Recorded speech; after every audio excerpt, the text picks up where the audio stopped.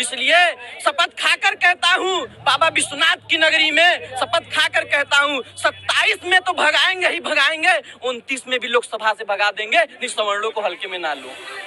उत्तर प्रदेश में अगले साल यानी 2027 में विधानसभा चुनाव होना है। इससे पहले यूजीसी के मुद्दे से राज्य में जातिगत ध्रुवीकरण तेज हो गई है। यूजीसी गर्म मुद्दा बन गया है।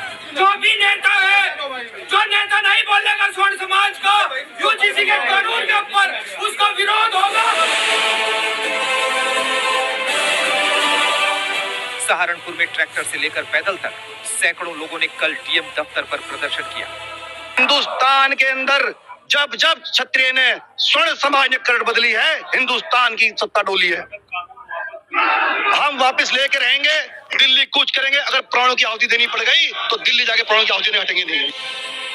कानपुर में सनातन मठ मंदिर रक्षा समिति के सदस्य ने यूजीसी कानून के खिलाफ खून से चिट्ठी लिखी। मैं इसलिए निकलवा रहा हूँ, मैं कोई बीमार नहीं हूँ, मैं मानसिक रूप से पूर्णतः स्वस्थ हूँ। और मैं बताना चाहता हूँ, ब्लड मैं इसलिए निकलवा रहा हूँ कि यूजीसी के विरोध में मैं आज अपने ब्लड से माननीय नरेंद्र मोदी जी को पत्र लिखूंगा कि इसको वापस लिया जाए। ये गलत है।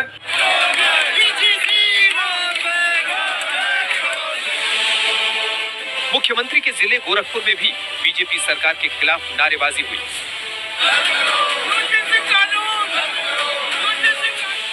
जिस संभल को बीजेपी ने 2027 की सबसे बड़ी प्रयोगशाला बनाया, वहां भी सवर्ण समाज के लोगों ने बाइक और स्कूटर रैली निकाली।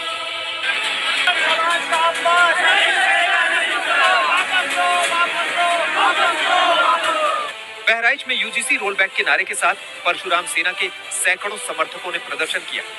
तो सीधे कानून पारित कर दे कि हम सवर्णों को पढ़ाई शिक्षा हमको नहीं चाहिए, वो नहीं करेंगे। और जेल भेजने के बाद उनके भविष्य बर्बाद करने के बाद इससे तरीका क्या होगा, और हिंदुओं में लड़ाई लड़ाने से क्या मतलब है।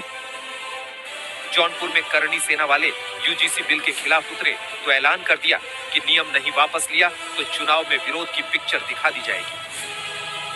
वापस नहीं लेंगे तो अभी यह ट्रेलर है, इसके बाद इनको रंगीन पिक्चर दिखाएंगे। यहाँ से लेके दिल्ली तक तैयारी चल रही है। सरकार का जवाब आएगा। सरकार इतने जल्दी जवाब नहीं देती। सरकार जवाब तब देती है जब सरकार के हलक में कोई चीज जाता, तब सरकार जवाब देती है।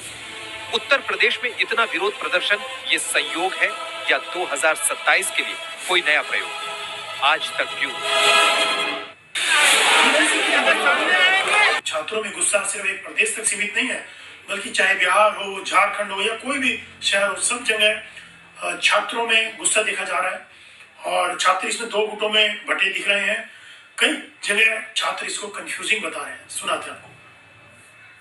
भाई नहीं, मैं इसका समर्थन करता हूँ, पुरजोर समर्थन करता हूँ कि जिस प्रकार से मोदी जी ने ईडब्ल्यूएस का 10% बिना मांग किए हुए, बिना आंदोलन किए हुए, बिना सर्वे किए हुए जिस प्रकार से लागू किया गया था, और अगर यूनिवर्सिटी लेवल में जाति आधारित, लिंग आधारित किसी प्रकार का भेदभाव नहीं किए जाते हैं, तो फिर इसका विरोध किस बात की हो रही है? मैं इसका जानना चाहता हूँ। देखिए, हमारा कहना है इसमें कोई डिस्क्रिमिनेशन नहीं बढ़ेगा। ठीक है, ये एक तरीके से एसटी, एससी, ओबीसी विद्यार्थियों के लिए बहुत अच्छी पहल की है भारत सरकार ने। अगर पहले में हम देखिए जिस तरह हमें दबा के रखा जाता था, आज हमें वो अधिकार मिल रहा है कि एक समानता का अधिकार भारत सरकार के द्वारा लागू किया गया। तो इसका भी हम पुरजोर समर्थन करते हैं और सभी एसटी, एससी, ओबीसी वर्ग के जितने भी छात्र हैं, सब में उत्साह का माहौल है। दूसरे तरफ से क्यों आपत्ति हो रही है, क्या लग रहा है? आपत्ति हो रही है, अब उनको ऐसा लगता है कि उन्हें फंसा दिया जाएगा, जबकि बात ऐसा है, जबकि 2%, 3% लोगों को 10% ईडब्ल्यूएस का आरक्षण मिला, तो एसटी, एससी, ओबीसी ने चूं तक नहीं किया। पर जब ओबीसी बहुल संख्या भारत में है, अब उनको ये समानता का अधिकार मिल रहा है, तो उनको आपत्ति हो रही है, जबकि आपत्ति नहीं होनी चाहिए मेरे हिसाब से। इसमें क्या है कि जो एक्ट बना है ना, उस एक्ट के तहत में बहुत सारा ऐसा कंफ्यूजन है कि क्या एक्ट में प्रावधान है, कैसे एक्ट में अरेस्टिंग है, किस प्रकार से आपको पनिशमेंट मिलेगा। तो इस कंफ्यूजन को दूर करने के लिए, और ये जो जातीय व्यवस्था है, पहले तो समरसता था।